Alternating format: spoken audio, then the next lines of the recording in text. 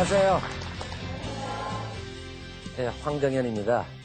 우리가 어떤 낯선 곳을 찾아갈 때 반드시 가지고 있어야 될 게 뭐라고 생각하세요? 약도요. 그렇지, 약도죠.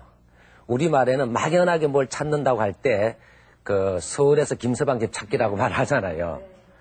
김서방의 이름을 알고 있지만은 김서방 집이 어디 있는지 약도 없을 경우는 정말 서울 시내를 다 헤매고 다녀야 될 거죠. 네. 이렇게 약도 같은 경우는 어떤 목적지를 찾아갈 때 그 공간적인 구조를 잘 표현한 게 바로 약도라는 그림이죠. 그래서 우리가 이번 시간에는 독서에 있어서도 어떤 긴 글의 내용을 파악을 할 때 이런 우리가 집 찾아갈 때 약도가 필요하듯이 이런 구조에 대한 이해가 정확하게 잘 되면은 책의 내용을 아주 빨리 정확하게 읽을 수 있을 거라는 그런 내용으로 이번 시간에 강의를 하기로 하겠습니다. 예를 들어 보면은 수능에 나오는 언어 영역이 있죠. 네. 언어 영역의 특징이 뭐냐면 굉장히 지문이 길어요. 그런데 주어지는 시간은 굉장히 짧거든요. 그렇기 때문에 문제를 해결하기 위해서 위에 지문을 갖다가 두세 번 읽을 수 있는 시간적 여유가 없어요. 그러니까 한 번에 정확하게 그 내용을 파악할 때 필요한 것이 바로 뭐냐? 그 글에 대한 구조가 되겠습니다.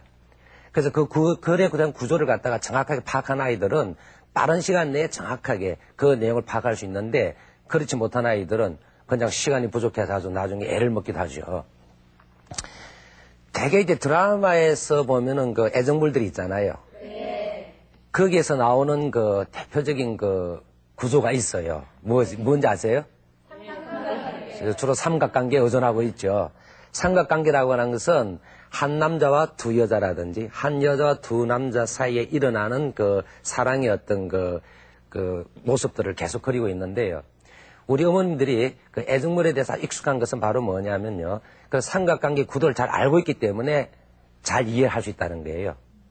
심리적인 변화라든지 사람과 사람 사이의 관계라든지 또 어디 여행 갔다가 한 4, 5일 안 봤어요. 안 봤는데 그 다음에 봐도 바로 뭐예요? 이해할 수 있는 것은 바로 뭐예요? 그 얘기가 삼각관계 구도를 갖다 정확히 파악하고 있기 때문에 우리가 그 내용을 잘 알 수 있다는 거죠. 자, 그래서 우리 아이들은 어떤 생각을 갖고 이러한 글을 읽고 이해하는지 한번 잠깐 보고 나서 또 얘기를 계속 하도록 하겠습니다. 자, 한번 보시죠. 책을 읽고 나서 내용을 이해하는데 시간이 많이 걸려요. 글을 읽다 보면 어느 문단이 가장 중요한 문단인지 모를 때가 종종 있어요. 국어 지문 읽을 때 부분적인 내용을 물을 땐 알겠는데 전체적인 의미를 물을 때 헷갈려요. 대부분 아이들 얘기를 들어보면요. 어떤 부분적인 내용은 이해하겠는데 전체적인 글 속에서는 어떤 의미가 있는지 잘 모르겠다든지요. 안 그러면 글 가운데 어떤 문단이 가장 중요한 것인지 그걸 잘 이해하지 못한다든지 그렇지 않으면은 글을 읽는데 전체적으로 이해하는데 시간이 많이 걸린다. 이런 얘기를 하고 있어요. 방금 이 학생들이 말한 그 내용들은 한마디로 말해서 구조에 대한 이해가 부족하기 때문에 저런 문제가 생긴다고 그렇게 볼 수가 있겠습니다. 자, 그러면 구조를 이해하면 읽기라고 하는 게 뭐냐 하는 거죠. 사실은 별 어려운 건 아니에요. 구조를 이해하면 읽기라고 하는 것은 글을 쓰는 사람이 어떤 글의 구조의 유형이 있어요. 그래서 글 쓴 사람이 사용하고 있는 글의 구조의 유형을 빨리 파악해내는 거예요. 그런데 이 구조를 빨리 파악해내는 것이 사람마다 다 이상한 구조 쓰고 있는 건 아니에요. 어떤 공통점들이 쭉 있거든요. 그래서 보면요. 지금 독서 능력과 관련된 보고서를 보면은 글의 구조를 잘 이해하고 있는 아이와 없는 아이의 특징이 뭐냐면요. 글의 구조를 잘 이해하고 있는 아이는 그 글에 대한 기억을 오래 한다는 거예요. 근데 그 글의 구조를 갖다가 잘 이해하지 못한 아이는 읽고 나서도 시간이 지나가면은 그 글의 내용을 잘 모른다는 이런 보고가 있어요. 아까 제가 삼각관계를 잠깐 말씀드렸으면은 애정물과 관련해서 삼각관계를 잘 이해하고 보는 사람들은 오랫동안 그거 잘 기억을 해내잖아요. 그 똑같은 이치가 되겠어요. 아마 무협지 같은 소설이 있잖아요. 그건 어떤 일정한 틀이 있어요. 대개 보면은 우리나라 고전소설도 그렇지만은 대개 이제 탄생에 관한 얘기가 먼저 시작이 돼요. 명문대가 집안에 부부가 나이가 들도록 자식이 없다. 그래서 명산대찰 찾아다니면서 뭐예요? 열심히 기도를 드려서 어렵게 뭐예요? 자식을 하나 딱 얻죠. 대개 그렇게 시작되잖아요. 그래서 이제 이제 그 집안으로서는 정말 그 대를 이을 이제 아들이 태어나서 다 좋은 일이 벌어질 것 같지만은 호사다마라고 또 어떤 분이 생깁니까? 그 아버지를 갖다가 시기하는 간신이 모함을 해가지고 말하자면 멸문지화를 당하는 그런 어떤 그 고난이 생기잖아요. 그런데 그 유모가 이 아이를만 데리고 몰래 뭐예요? 도망을 가게 되고 집안은 다 멸문지화가 돼요. 가다가 누굴 만나냐면 대개 어떤 구원자를 만나게 되죠. 어떤 뭐 도사라든지 아니면 스님이라든지 만나서 이제 그 절에 들어가서 이제 무예를 익히고 학문도 닦고 그러고 나서 이제 유모가 죽을 때쯤 되면 그 집안의 비밀을 알게 되죠. 그렇죠? 그 시기쯤 되면 이제 그 선생님 그 도사가 하나 스님이 이제 더 이상 가르칠 게 없다 하산하는 얘기가 되게 나와요. 그러고 이제 하산에서 내려와가지고 자기 집안을 멸문지화로 몰았던 간신들을 갖다가 뭐예요? 물리치고 그다음에 효를 이룬 거죠. 그래서 간신을 물리쳤으니까 뭐예요? 충을 한 거죠. 그래서 잘 사는 대개 이런 얘기잖아요. 대개 이 틀이 말하자면 우리가 흔히 접하게 되는 그 옛날 이야기의 구조적인 틀이에요. 제가 조금 전에 말씀드렸습니다는 글 쓰는 사람들은 어떤 구조 유형을 사용하는데 이런 일정한 틀을 갖고 이제 이야기를 쓰거나 설명하거나 안 그러면 설득적인 이런 글을 쓰게 돼요. 그래서 사실은 구조를 이해하면 읽기라고 하는 것이 어려운 것이 아니라 이 틀에 대한 이해만 정확하게 알고 있으면은 굉장히 빠른 시간 내에 정확한 내용을 파악할 수 있다고 말씀드릴 수 있겠습니다. 자, 그럼 크게 보면 말이죠. 이 구조와 관련해서는 이야기 글과 관련된 구조가 있을 것이고, 그 다음에 설명문이나 안 그러면 논설문 같은 글에 대한 구조가 있겠죠. 그래서 제가 먼저 이야기의 구조에 관한 설명을 먼저 드리고, 그 다음에 논설문이나 설명문에 관한 구조를 제가 말씀을 드리도록 하겠습니다. 대개 이야기와 관련해서 구조는 여러분 잘 아시다시피 발단 이야기가 시작하는 뭐예요? 어떤 배경이 있고 그 다음에 뭐예요? 발단이 있죠. 그 다음에 전개가 있고 절정이 있고 그 다음에 대개 결말 이렇게 구성이 됩니다. 그렇죠? 하나 예를 들어 볼게요. 여러분들 잘 아시는 그 주요섭 선생님의 그 사랑방 손님과 어머니 얘기를 한번 보도록 하죠. 대개 보면요, 이 배경에서는 보면은 그 주인공에 대한 소개라든지 그 작품이 사건이 일어나가는 어떤 사회적인 배경들이 많이 소개가 돼요. 그런데 그 사랑방 손님과 어머니에서 보면은 24살의 뭐예요? 청상 뭐예요? 과부가 등장하죠. 6살짜리 오기를 데리고 사는. 그리고 결혼한 지 1년 만에 뭐예요? 남편이 죽은 그런 얘기가 쭉 소개가 되고 있어요. 그런데 어느 날 그 집에 그 죽은 아버지의 친구였던 사람이 뭐예요? 하숙에 들어오게 되죠. 이제 사건이 시작되는 거죠. 그러면서 이제 오기는 엄마 안방하고 사랑방하고 왔다 갔다 하는 메신저 역할을 하잖아요. 그렇죠? 그러면서 아저씨하고 손잡고 뒷동산 놀러 갔다 오면서 아저씨한테 우리 아빠가 됐으면 좋겠다 이런 말도 넣으면서 이제 어떤 미묘한 분위기가 형성이 되는 거죠. 그렇죠. 그러다가 이제 구체적인 사건이 전개가 됩니다. 그 유치원에서 따온 꽃을 가지고 아저씨가 줬다고 해서 어머니가 얼굴이 빨개진다든지 뭐 그러다가 또 그 편지를 갖다가 보낸다든지 그러면서 이제 그 전개가 사건이 좀 더 이제 심화되는 거죠, 이제. 그 사건이 이제. 그러다가 절정에 보면은 아마 그 편지 내용 공개가 소소지 안 됐습니다만은 아마 그 아저씨가 보낸 편지가 아마 구애하는 편지였을 것 같아요. 거기에 대한 답장을 써야 되는 엄마의 갈등이 굉장히 심화가 되죠. 그러다가 결국은 그 어머니가 또 편지를 갖다 손수건에 넣어서 보내잖아요. 그리고 나서 그 다음에 결말에서는 아저씨가 뭐예요? 떠나게 되잖아요. 자, 이 얘기를 구조를 가만히 보면 배경에서 출발해서 발단, 전개, 절정, 결말이라든지 이런 구조 틀 속에서 대개 이야기들이 움직이고 있다는 점이죠. 이렇게 구조를 이해하게 되면요, 저 작품뿐만 아니라 다른 작품을 갖다 이해하는데도 상당히 그 효과가 있겠죠. 왜냐, 모든 이야기는 저 틀 속에 움직이고 있기 때문에. 자, 그래서 이번에는 이러한 이야기 구조를 어머니들이 자녀를 데리고 좀 가르칠 때 어떻게 하면 좋을까? 제가 지난번 말씀드렸습니다만은 사실은 제가 가장 훌륭한 교사는 어머니라 생각을 해요. 아이의 어떤 성향이나 취미라든지 성격을 잘 파악하고 있기 때문에 그런 것에 잘 맞춰서 어머님들이 잘 해주실까 생각을 할 수 있었어. 그러면서 어머님들이 자녀와 너무 바깥에다 사교육에 맡기지 마시고 정말 내 아이는 내가 한번 가르쳐보자 해서 이런 걸 잘 이해하시면 도움이 될 것 같아요. 그래서 이번엔 연결해서 이야기 구조 지도 방법에 관한 얘기를 좀 말씀드리겠습니다. 우선 완성되지 않은 이야기를 학생들이나 아이들에게 제시를 해주는 거예요. 그러니까 일부러 이야기 부분을 좀 잘라서 완성되지 않은 얘기를 주는 거죠.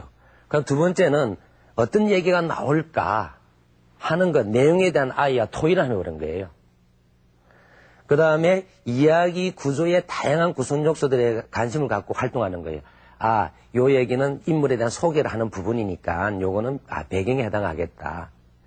그 다음에 그 아저씨가 처음에 청산가부가 사는 그 집에 하숙이 들어왔으니까 어떤 사건이 벌어질 수 있는 어떤 그 발단이 시작된 거죠. 네. 그러다가 편지가 오고 간다든지 하는 그런 뭐예요. 전개 과정이 있을 거고, 그 다음에 고민하고 갈등하는 과정이 있고, 그 다음에 나는 오게 하나면 돼 하고 뭐예요. 혼자 사귀할 때 결심하고 그걸 알게 된 아저씨가 떠나는 그런 결말 구조. 그래서 그 얘기 구조를 보면서 이 이야기는 그 전체 이야기 가운데서 어느 부분 좀 속하겠다 하는 이런 얘기를 아이들하고 하면 되는데요. 자녀가 만약에 어리면은 동화 있잖아요. 짧은 동화 갖고 해도 동화도 저런 구조를 갖고 있어요. 안 그러면 아이들이 재미있어 하는 이야기 있잖아요. 안 그러면 중고등학교 학생이면은 어머님들이 옛날 대학 시절에 읽었던 우리나라의 그 단편 동화 있죠. 단편 소설 같은 거 있죠. 뭐 동화라든지 이런 작품 갖고 이렇게 다뤄주면은 상당히 그 어머님들도 이제 공부가 되고 아이들도 뭐예요. 훨씬 이런 이야기를 이해하는데 도움을 많이 받을 수 있다고 생각합니다. 그 다음에는요.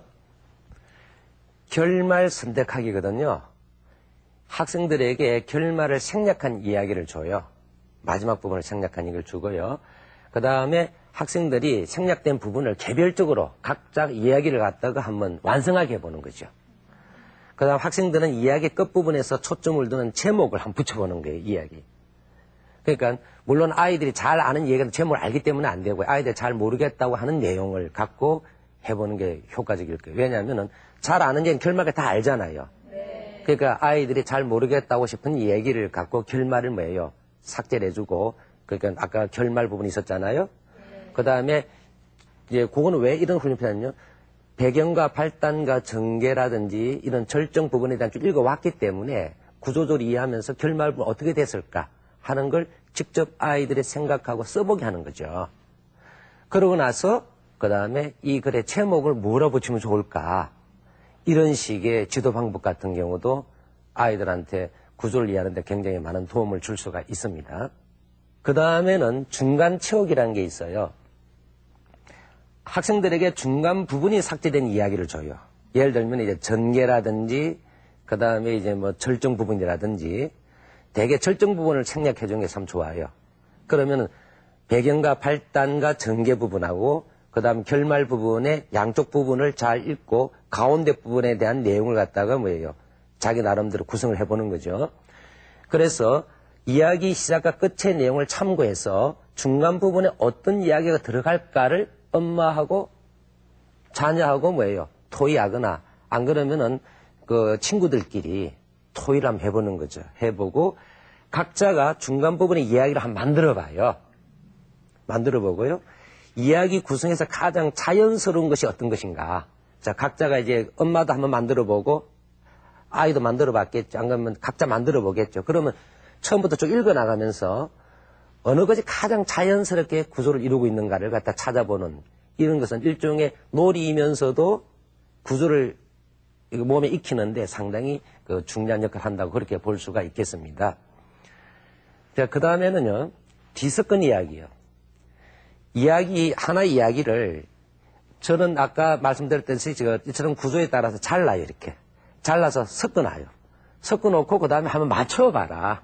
이어가면서. 그렇죠? 그 이야기를 구성별로 잘라 구성요소의 순서를 뒤섞는다. 잘라진 이야기 부분들을 나누어 주고요.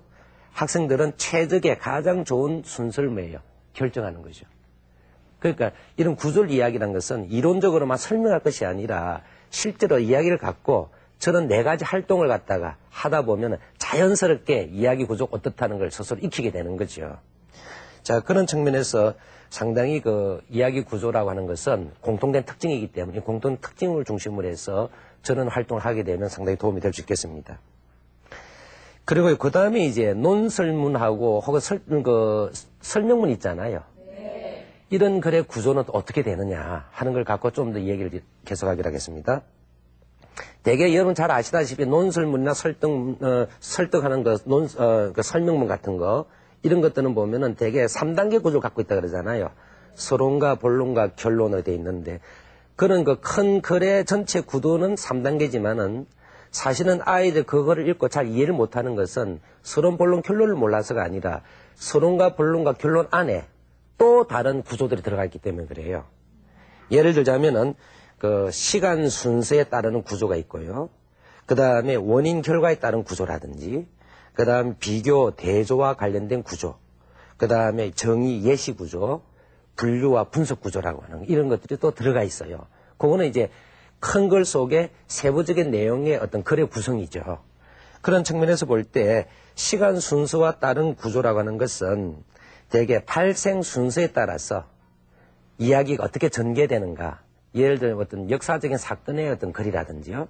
안 그러면 어떤 기행문이라든지 이런 글거는 대개 시간 순서에 따르는 구조를 갖고 있겠죠. 또 원인과 결과에 대한 구조 같은 것도 있을 수 있어요. 무엇이 원인이고 무엇이 결과인가의 관계를 갖다가 구성하는 그런 구조들도 있고요. 그 다음 비교 대조는 2가지의 사건이나 개념이 유사한 점과 뭐예요? 차이점을 가지고 설명하거나 그 다음에 그 주장하는 그런 글쓰기가 있고요. 그 정의 예시하는 부분이 있어요. 무엇을 정의해 놓고 그걸 뒷받침해주는 예시문들이 있죠. 그런 관계. 마지막으로 이제 분류 분석. 어떤 사물을 갖다가 기준에 따라서 나누는 것과 어떤 유기체적인 조직체를 갖다가 뭐예요? 관계를 파악하는 분석. 이렇게 나눠서 볼 수 있겠어요. 이걸 조금 더 제가 자세히 설명을 좀 드리면요. 자, 제가 처음 말씀드릴 때 시간 순서 구조가, 자, 시간 순서의 구조라고 하는 것은 우선 전체적인 아이들의 글의 내용을 파악하는 데 있어서 이 글은 시간의 구조 속에서 움직인다는 걸 파악할 수 있도록 그런 좋은 글의 내용을 아이들한테 뭐예요? 제시해 주는 거예요. 그래서 예를 들면은 어떤 역사적인 사건이 기록되어 있는 어떤 글이라든지 안 그러면은 어떤 기행문의 글이라든지 이걸 아이들한테 먼저 하나 주어봐요. 주고 나서 그 다음에 역사적 사건이 있는 기록에는 연대가 있잖아요. 왜? 몇 년 연대가 있죠. 그걸 갖다가 모두 지워요. 지워놓고 그 다음에 그 포기글을 딱 하나 줘요. 연대만 기록한 글이 그 포기글 하나 주거든요. 그러고 나서 2가지를 제시하고 전체 글 읽고 난 다음에 그 다음에 그 연대를 지운 글과 연대를 써놓은 포기글을 같이 주고 그 다음에 그 빈칸에다가 연대를 한번 써서 넣어봐라. 그러면은 시간에 따른 사건의 흐름을 갖다가 아이들이 뭐예요? 정확하게 이해할 수 있는데 도움을 줄 수 있다. 이렇게 볼 수 있겠어요. 그 다음에 원인, 결과 구조인데요. 이런 글은 주로 과학적인 글들이에요. 과학적인 글이나 안 그러면은 그 설득하기 위한 글 있죠. 논설문 같은 이런 글은 대개 원인과 결과의 구조를 많이 갖고 있어요. 자, 그래서 원인과 결과의 구조를 갖고 있으면은 이제 2가지 방법을 쓸 수가 있는데 원인에는 붉은 색깔의 뭐예요? 사인펜, 그 형광펜이 있죠. 네. 결과는 뭐예요? 파란색의 형광펜을 갖다 각각 줘요. 주고 난 다음에 우선 아이들에게 무슨 제시문을 하나 주거든요. 자, 어머니나 선생님들께서 그 원인과 결과라는 걸 갖다가 붉은색과 파란색으로 이렇게 표시한 글을 하나 줘요. 그 아이들은 그 형광펜으로 칠한 부분을 쭉 봐가면서 아, 이런 것이 원인과 결과의 관계구나 일단 익히게 하죠. 익히고 난 다음에 그 다음에 2번째 다른 글을 또 하나 줘요. 주고 나서 아이들이 직접 붉은 형광펜과 파란 형광펜 가지고 원인과 결과를 다 표시하게 한번 해보는 거죠. 표시하게 해보고 마지막에 그것이 제대로 잘 표시가 됐는지 비교해보는 이런 방법까지 상당히 효과적이라고 볼 수 있겠습니다.